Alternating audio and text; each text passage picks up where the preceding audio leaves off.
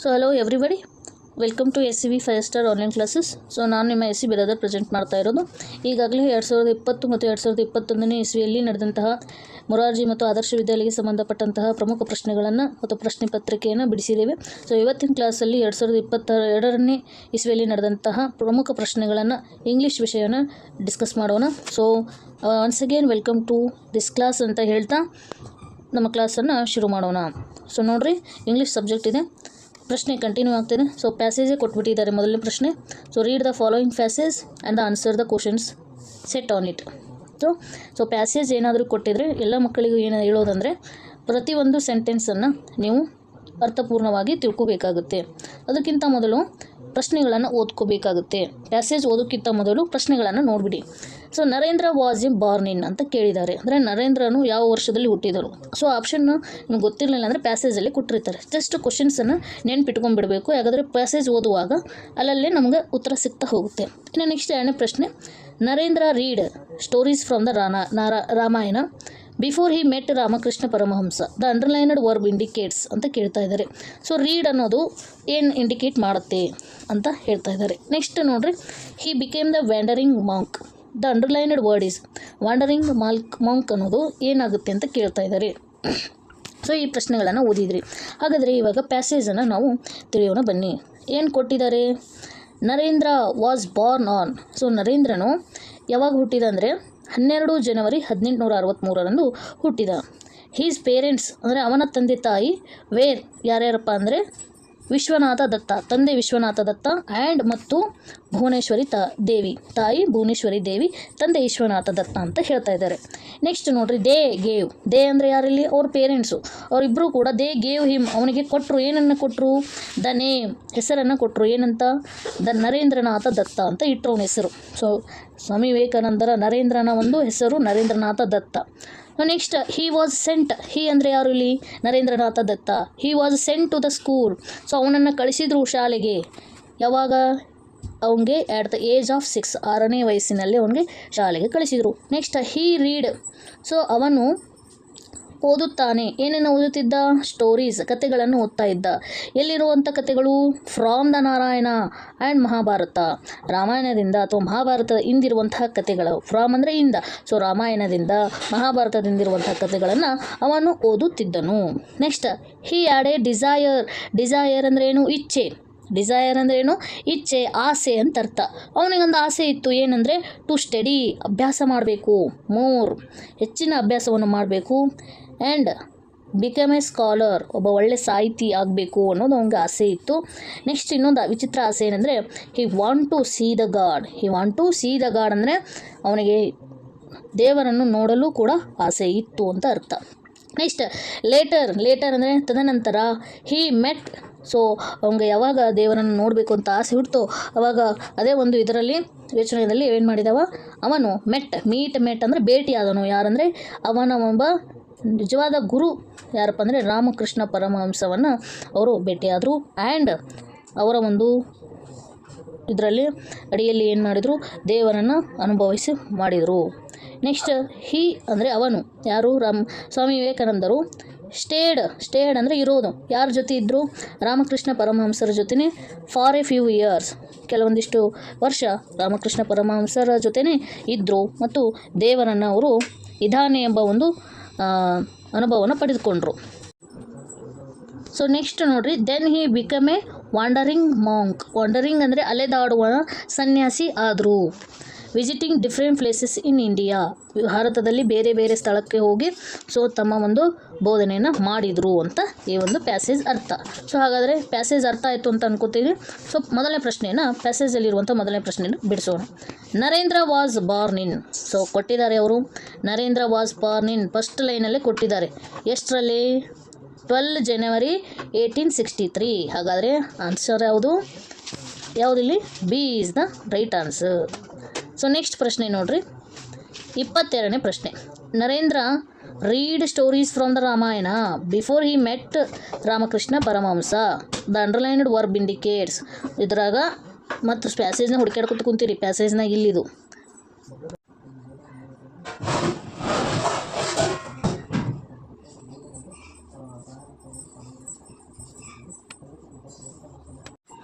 So ಇದು ಯಾವ tense ಆಗುತ್ತೆ ಅಂದರೆ ಇದು ಪಾಸ್ಟ್ ಟೆನ್ಸ್ ಆಗುತ್ತೆ. ಸೊ ಇದು ನಡೆದಂತಹ ಘಟನೆ. ಏನಂದ್ರು Narendra read the stories from Ramayana before he met. So met ಅನ್ನೋದು ಪಾಸ್ಟ್ ಟೆನ್ಸ್ ಅಲ್ವಾ, ಹೀಗಾಗಿ ಇದು ಭೂತಕಾಲದ ಒಂದು ವಾಕ್ಯ. So C is the right answer. Next ನೋಡ್ರಿ 23ನೇ ಪ್ರಶ್ನೆ ನೋಡ್ರಿ. He became a wandering monk. So ಎಂತಹ ಸನ್ಯಾಸಿಯಾಗಿದ್ದರು ಅವರು? ಅಲೆದಾಡುವಂತಹ ಸನ್ಯಾಸಿ. The underlined word is. So ಇದು ಅಂಡರ್ಲೈನ್ ವರ್ಡ್ ಏನಾಗುತ್ತೆ? ನೌನ್ ಆಗುತ್ತೆ, ಅಂದರೆ ನಾಮಪದ. ಇಲ್ಲೇನಾದರೂ ಹೆಸರಿದೆಯಾ? ವಂಡರಿಂಗ್ ಅನ್ನೋದಕ್ಕೆ ಏನು ಮಾಡಿದ್ದಾರೆ? ಅಂಡರ್ಲೈನ್ ಮಾಡಿದ್ದಾರೆ. ಸೊ ವಂಡರಿಂಗ್ ಅಂದರೆ ಅಲೆದಾಡುವ, ಇದೇನು ನೇಮಾ? ಇಲ್ಲ, ಹಾಗಾಗಿ ನೌನ್ ಆಗಲ್ಲ. ನೆಕ್ಸ್ಟ್ ನೋಡ್ರಿ ಪ್ರನೌನ. ಪ್ರನೌನ್ ಅಂದರೆ it is used instead of the noun. So pronouns he, she, it, they, we, I. ಹಾಗಾದರೆ ವಂಡರಿಂಗ್ ಅನ್ನೋದು ಅದಾಗುತ್ತಾ? ಇಲ್ಲ, ಆಗಲ್ಲ. ನೆಕ್ಸ್ಟು ಆ್ಯಡ್ವರ್ಬ್ ಅಂತ ಕೇಳ್ತಾ ಇದ್ದಾರೆ. ಸೊ ಆ್ಯಡ್ವರ್ಬ್ ಅಂದರೆ ಕ್ರಿಯೆಯ ಒಂದು ವಿಶೇಷತೆಯನ್ನು ಹೇಳೋದು, ಕ್ರಿಯಾ ವಿಶೇಷಣ ಅಂತ ಕರಿತೀವಿ. ಸೊ ಈ ವಂಡರಿಂಗ್ ಅನ್ನೋದು ಆ್ಯಡ್ವರ್ಬ್ ಕೂಡ ಆಗಲ್ಲ. ಹಾಗಾದರೆ ಇದು ಎಂಥದ್ದಂದರೆ ಇದು ಅಡ್ಜೆಕ್ಟಿವ್. ಸನ್ಯಾಸಿ ಆಗಿದ್ದಾರೆ ಕಡೆ, ಆದರೆ ಎಂತಹ ಸನ್ಯಾಸಿ? ಆ ಸನ್ಯಾಸಿ ಬಗ್ಗೆ ವಿಶೇಷತೆಯನ್ನು ಹೇಳ್ತಾ ಇದೆ ಅಲ್ವಾ? ಸೊ ನಾಮ ವಿಶೇಷಣ ಆಗಿದೆ ಅದು, ಹಾಗಾಗಿ adjective. It is a describing word. ಹೀಗಾಗಿ D is the right answer. So next ಪ್ರಶ್ನೆ ನೋಡ್ರಿ 24ನೇ ಪ್ರಶ್ನೆ ನೋಡ್ರಿ. Narendranath had a desire. ಅವರಿಗೆ ಡಿಸೈರ್ ಅಂದರೆ ಆಸೆ ಇತ್ತು ಅಂತ ಅರ್ಥ. ಏನು ಆಸೆ ಇತ್ತು? ಸಿ ಗಾಡ್, ದೇವರನ್ನು ನೋಡ್ಬೇಕಂತ ಅಂದ್ಕೊಂಡಿದ್ರಾ? ಬಿಕಮ್ ಗಾಡ್, ದೇವರೇ ಆಗಬೇಕಂತ ಅಂದ್ಕೊಂಡ್ರಾ? ಕ್ವಶನ್ ಗಾಡ್, ದೇವರಿಗೆ ಏನಾದರೂ ಪ್ರಶ್ನೆ ಕೇಳಬೇಕಂತ ಅಂದ್ಕೊಂಡ್ರಾ? ಕಾಂಕರ್ ಗಾಡ್ ಅಂದರೆ, ಕಾಂಕರ್ ಅಂದ್ರೇನು? ಆಕ್ರಮಿಸಿಕೊಳ್ಳೋದು. ಗಾಡನ್ನು ತನ್ನ ಹತ್ರ ಸೆಳೆಕೋಬೇಕಂತ ಮಾಡಿದ್ರ? ಸೊ ಸರಿಯಾದ ಉತ್ತರ ಯಾವುದಂದರೆ ಅವರು ದೇವರನ್ನು ನೋಡಬೇಕು ಅಂಥೇಳಿ ಆಸೆಯನ್ನು ಇಟ್ಕೊಂಡಿದ್ರು. So A is the right answer. ಇನ್ನು 25ನೇ ಪ್ರಶ್ನೆ ನೋಡ್ರಿ. Right the opposite of the word heavy. Heavy ಅಂದರೆ ಏನು? ಭಾರ ಅಂತ ಅರ್ಥ. ವಿರುದ್ಧ ಪದ ಏನಾಗುತ್ತೆ? ಹಗೂರ ಆಗುತ್ತೆ. ಹೌದಾ? ಹಗೂರ ಅನ್ನೋಕ್ಕೆ ಇಂಗ್ಲೀಷ್ನಾಗ ಏನಂತೇವಿ? ವಾರ್ಮ್ ಅಂತೇವ. ವಾರ್ಮ್ ಅಂದರೆ ಬಿಸಿ. ಸೊ ಆಗಲ್ಲ. ಲೈಟ್, ಲೈಟ್ ಅಂದರೆ ಬೆಳಕೂ ಆಗುತ್ತೆ, ಹಗೂರನೂ ಆಗುತ್ತೆ. ಎಷ್ಟು ಲೈಟ್ ವೇಟೆಡ್ ಐತೆ ನೋಡು ಅಂತೀವಿ. So B is the right answer. ಇನ್ನು ನೆಕ್ಸ್ಟ್ ಬ್ರೈಟ್ ಅನ್ನೋದು. ಬ್ರೈಟ್ ಅಂದರೆ ಹೊಳಪು, ಭಾರ ಹೊಳಪು ನೋನು ಆಗೋದಿಲ್ಲ. ಇನ್ನು ಲೇವಿ ಅಂತ ಹೇಳಿ, ಸೊ ಅದು ಕೂಡ ಆಗೋಲ್ಲ. ಸೊ ಸರಿಯಾದ ಉತ್ತರ ಬಿ ಆಗಿದೆ. 26ನೇ ಪ್ರಶ್ನೆ ನೋಡ್ರಿ. Right the past tense of teach ಏನಾಗುತ್ತೆ? ಟೀಚ್ ಅಂದರೆ ಕಲಿಸು. ಸೊ ಟೀಚ್ ಏನಾಗುತ್ತೆ ಅಂದರೆ V1 V2 ಏನಾಗುತ್ತೆ? V2 ಫಾಸ್ಟ್ ಟೆನ್ಸ್ ಅಂದರೆ V2 ಏನಾಗುತ್ತೆ? ಥಾಟ್ ಆಗುತ್ತೆ. ಸರಿಯಾದ ಉತ್ತರ ಏನು? ಥಾಟ್. ಅದು ಕೂಡ ಸ್ಪೆಲ್ಲಿಂಗ್ ಏನಂದರೆ TAUGHT. So spelling is also important. C is the right answer. Next ನೋಡಿ 27ನೇ ಪ್ರಶ್ನೆ. Write the opposite gender of lion. So lion ಅನ್ನೋದು ಪುಲ್ಲಿಂಗ ಆದರೆ ಸ್ತ್ರೀಲಿಂಗ ರೂಪ ಏನು ಕೇಳಿದ್ದಾರೆ? ಸ್ತ್ರೀಲಿಂಗ ರೂಪ ಲಯನೆಸ್ ಆಗುತ್ತೆ. A is the right answer.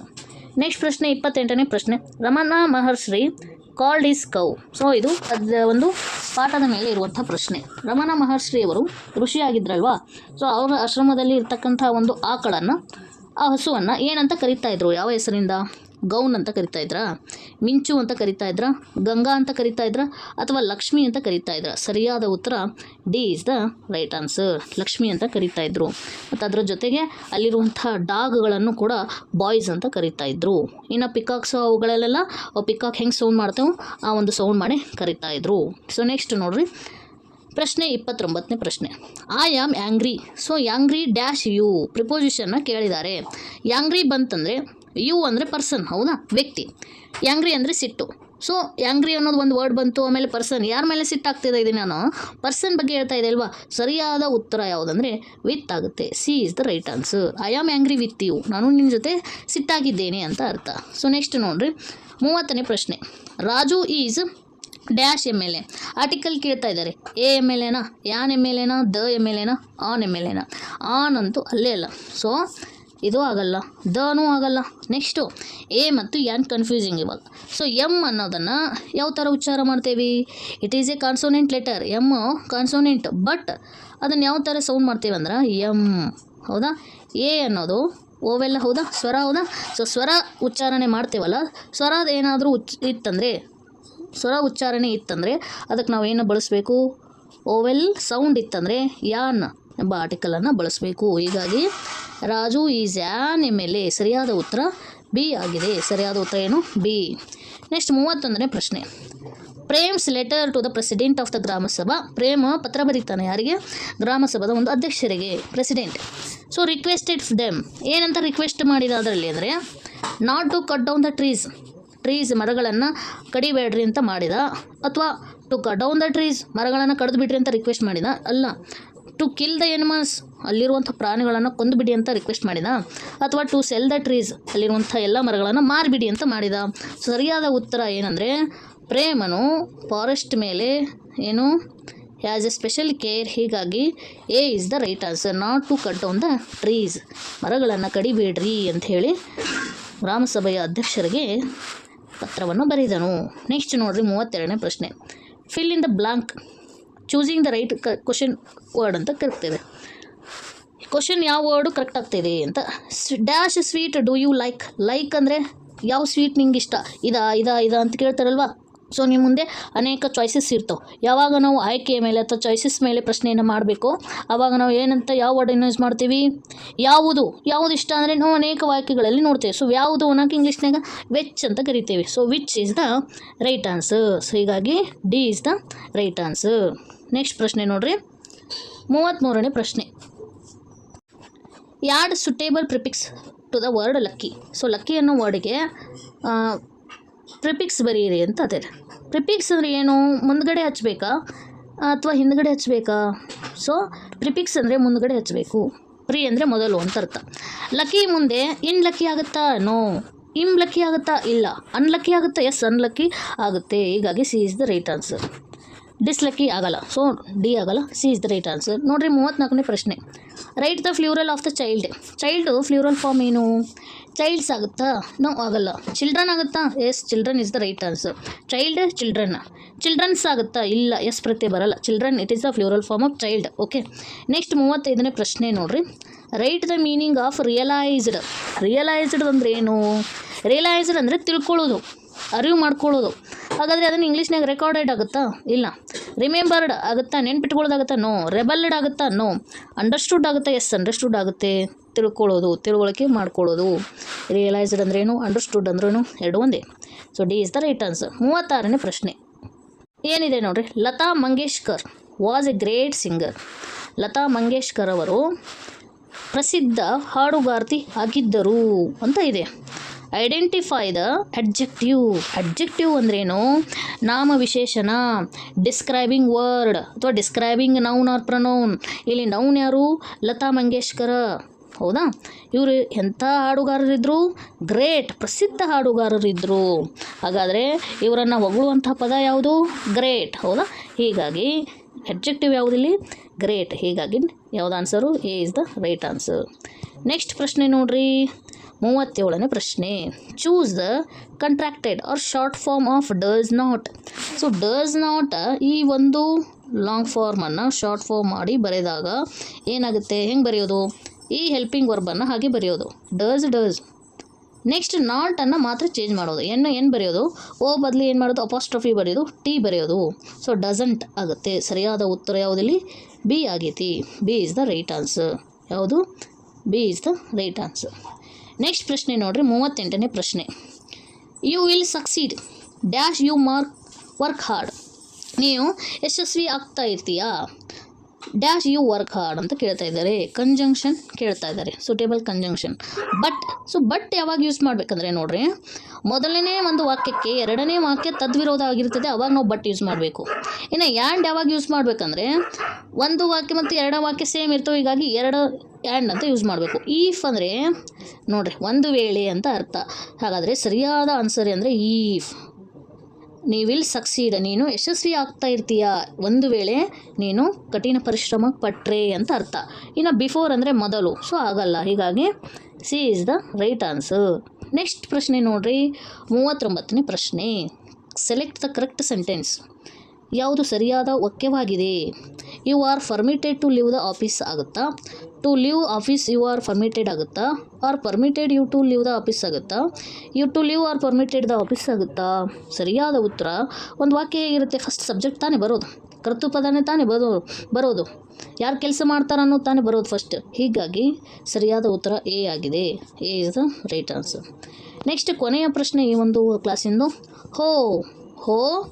How painful it is. How painful it is. Painful ಅಂದರೆ ನೋವಾಗಿದೆ. ಎಂಥ ನೋವಾಗಿದೆ ಇದು ಅಂತ ಅರ್ಥ. So above sentence express the feelings of, ಉದ್ಗಾರವಾಚಕ ಚಿಹ್ನೆ ಕೊಟ್ಟಿದ್ದಾರೆ ಎಕ್ಸ್ಪ್ಲಮೇಟ್ರಿ ಸೆಂಟೆನ್ಸು. ಸೊ ಅವನ ಫೀಲಿಂಗ್ಸನ್ನು ಶೇರ್ ಮಾಡೋದು. ಎಂಥದ್ದು, ಓ ನನಗೆ ನೋವಾಗಿದೆ ಅಂತ ಜಾಯ್ ನಕ್ಕೋತ ಹೇಳ್ತೀರಾ ಓ ಅಂತೇಳಿ, ಇಲ್ಲ ಜಾಯ್ ಆಗಲ್ಲ. ಇನ್ನು ಫ್ರೈಡ್, ಹೆಮ್ಮೆಯಿಂದ ಶಹಾಶ್ ಬಲೆ ಬಲೆ ನನಗೆ ನೋವಾಗಿದೆ ಅಂತ ಹೇಳ್ತೀರಾ, ಇಲ್ಲ. ಎಡ್ಮಿರೇಷನ್ ಅಂದರೆ ಮೆಚ್ಚುಗೆಯಿಂದ ಹೇಳ್ತೀರಾ ವಾವ್ ಅಂತೇಳಿ, ಅಲ್ಲ. ಸ್ಯಾಡ್ನೆಸ್, ಎಸ್ ದುಃಖದಿಂದ ತಾನೇ ಹೇಳೋದು ನೀವು ನೋವಾದರೆ, ನೋವು ಸ್ಯಾಡ್ನೆಸ್ ದುಃಖ. So D is the right answer. So ಇಲ್ಲಿ ತನಕ ಇಂಗ್ಲೀಷ್ ಪ್ರಶ್ನೆಗಳನ್ನು, ಪ್ರಮುಖ ಪ್ರಶ್ನೆಗಳನ್ನು ನಾವು ಚರ್ಚಿಸಿದ್ದೀವಿ. ನೀವು ಕೂಡ ಅದನ್ನು ಕ್ಲಾಸನ್ನು ಪದೇ ಪದೇ ಕೇಳ್ತಾ ಪ್ರಾಕ್ಟೀಸ್ ಮಾಡಿಕೊಡ್ರಿ ಅಂತ ಹೇಳ್ತಾ, ಸೊ ಸಬ್ಸ್ಕ್ರೈಬ್ ಮಾಡೋದನ್ನು ಮರಿಬೇಡ್ರಿ, ಶೇರ್ ಆ್ಯಂಡ್ ಲೈಕ್ ಕೊಡೋದನ್ನು ತಪ್ಪಿಸ್ಬೇಡ್ರಿ. So once again thank you ಹೇಳೋದನ್ನು ನಾನು ತಪ್ಪಿಸಲ್ಲ ಅಂತ ಹೇಳ್ತಾ ಏನು ಮಾಡೋಣ, ಮತ್ತೊಮ್ಮೆ ನಾವು SCV 5 ಸ್ಟಾರ್ ಯೂಟ್ಯೂಬ್ ಚಾನಲ್ಗೆ ಭೇಟಿ ನೀಡೋಣ. Thank you one and all.